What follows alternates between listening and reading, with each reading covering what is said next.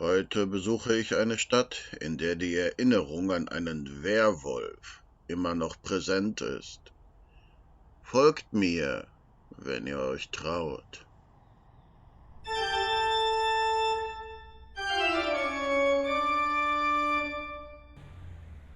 Willkommen, Freunde des Grauenvollen.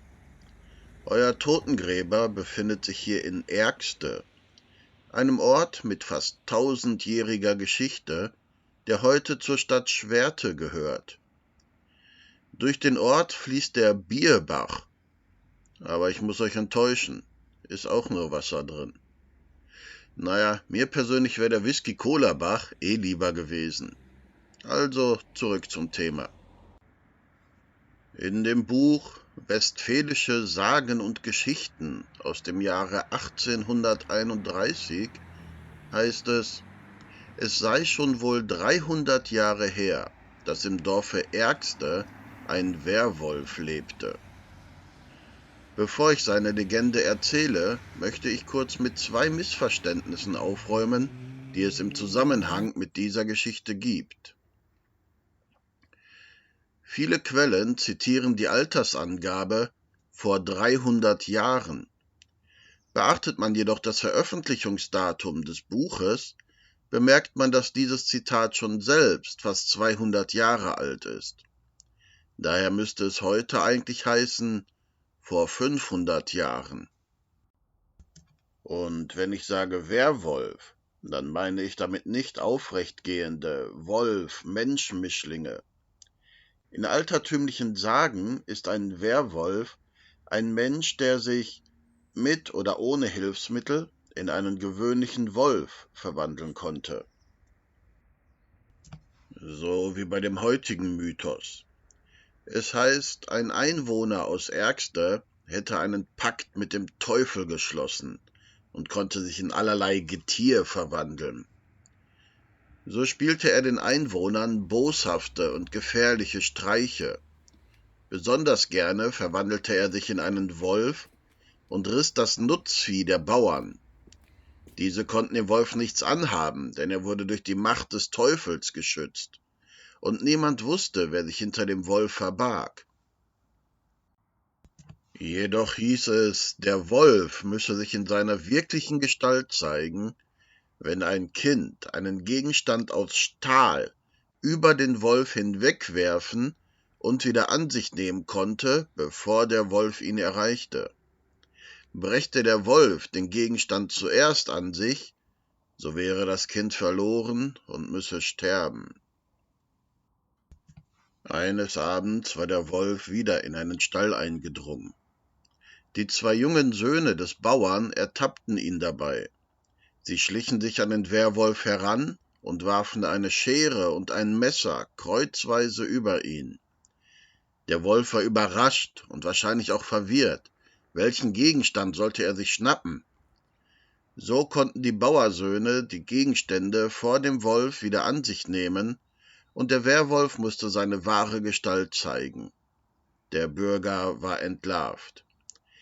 Er wurde gefangen genommen und zu Gericht nach Hohenlimburg gebracht, ein Ort, der heute zu Hagen gehört.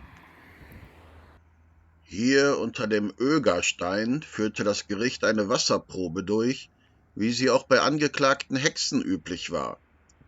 Man warf den Mann gefesselt ins Wasser. Würde er untergehen, wäre er unschuldig. Würde er auf der Oberfläche treiben, wäre seine Schuld bewiesen.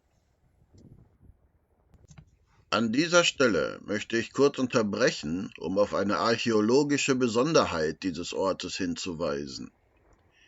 Hinter dieser vergitterten Öffnung in der vermauerten Bergwand befindet sich die Ögerhöhle. In dieser Höhle wurden Funde aus vielen wichtigen Epochen der Erde entdeckt.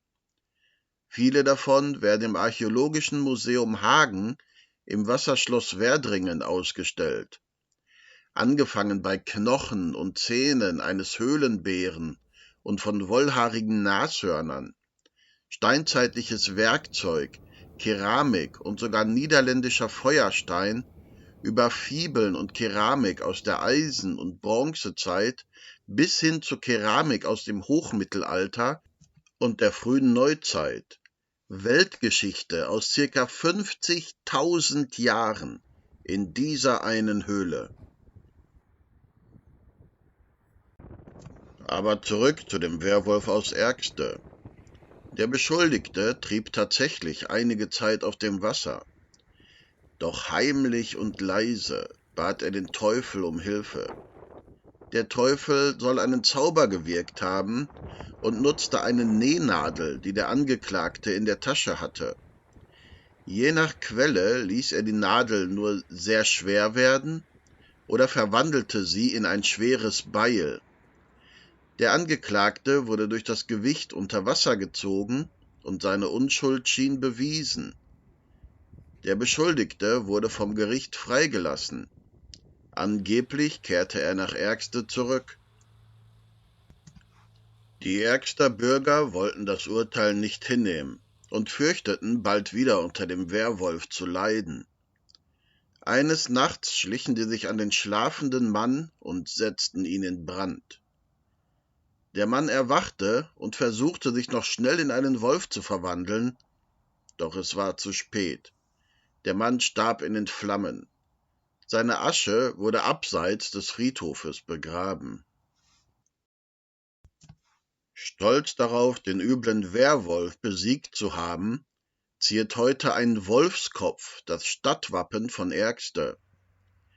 Auch der Jugendfußballverein beruft sich auf diese Legende und nennt sich Ergster Wölfe. Manche Einwohner behaupten sogar, man könne gelegentlich des Nachts den Geist des Werwolfs heulen hören.